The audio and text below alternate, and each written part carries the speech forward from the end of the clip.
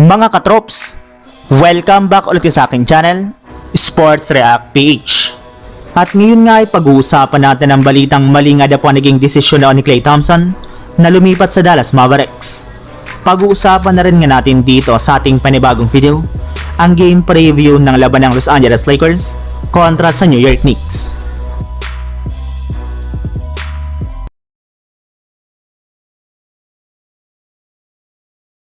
Dahil nga po mga katrop sa pagkatalo kahapon ng Dallas Mavericks ay umabot na nga po sa 3 games ang kanilang kasalukuyang losing streak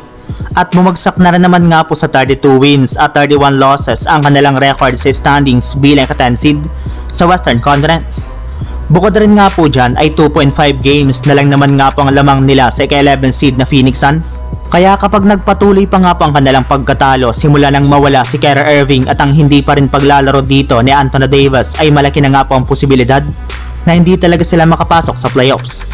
Hindi rin naman nga po nila pwedeng asahan si Klay Thompson since hindi rin naman nga po nito kayang pressure ng pagiging first option pagdating sa opensa dahil sa inconsistent nga po niyang shooting. And speaking of Klay mga katrops, kasalukuyan na rin naman nga po itong binabatikos ngayon ng mga fans dahil isang malaking pagkakamali nga po ang paglipat niya ng nagdaang off-season sa Dallas Mavericks imbis na sa Los Angeles Lakers. Kung inyo nga pong matatandaan mga katrops, mismong si Thompson nga po nagsabing naniniwala nga po siya na mas malaki ang tsansa ng Dallas na makakuha ng titulo ngayong taon kumpara sa Lakers, which is hindi rin naman nga po nangyari dahil sa kasalukuyang kalagayan nga po ngayon ng Mavs sa pagkawala ni Kyrie Irving at ang pagtatamo rin ni Anthony Davis ng injury ay sila nga po nagdedelikado na hindi makaabot ngayon kahit sa play-in tournament man lang. Samantala, punta naman tayo sa ating sunod na pag-uusapan sa game preview ng laban ng Los Angeles Lakers kontra sa New York Knicks. Bago pa man nga po mga katrops magsimula ang kanilang laro, ay inanunsyo na nga po dito ng Lakers ang kanilang injury report kung saan nakalista na nga po dito bilang questionable si Jordan Goodwin at out para naman nga po ang kanilang mga players na sina Rui Hachimura, Maxi Kleber at si Markieff Morris na pare-parehong may inindang injury sa kanilang mga pangangatawan. Nakalista na rin naman nga po dito bilang probable ang kanilang mga key players na sina Luka Doncic, LeBron James at maging si Austin Reeves. Malaki na nga po ang posibilidad na makapaglaro na dito si Austin Reeves matapos ang ilang game niyang pagkawala sa team dahil sa pagtatamo niya ng injury sa kanyang right cuff.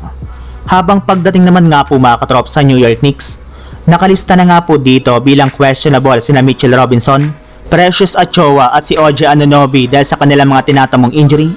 habang inaasahan na rin naman nga po na maglalaro na dito ang kanilang superstar big man na si Karl Anthony Towns matapos itong mawala last game laban sa Golden State Warriors. Pero sa kabila nga po ng pagbabalik nito sa Knicks ay limado para naman nga po sa kanilang magiging bakbakan ng Lakers dahil bukod nga po sa hawak nito ang home court advantage ay napakalaki rin naman nga po ng hawak nila ngayong momentum sa pagkapanalo nga po nila ng mga nagdaang araw kumpara sa New York Knicks na sobrang nahihirapan na manalo laban sa mga legit na contender at malalakas na koponan ngayong season. So yun lang mga katrops, ang handog kong story ngayong araw. Sana nag-enjoy kayo, please like and subscribe my YouTube channel, Sports React PH para sa iba pang story at update patungkol sa NBA. Kita-kits muli sa ating susunod na video.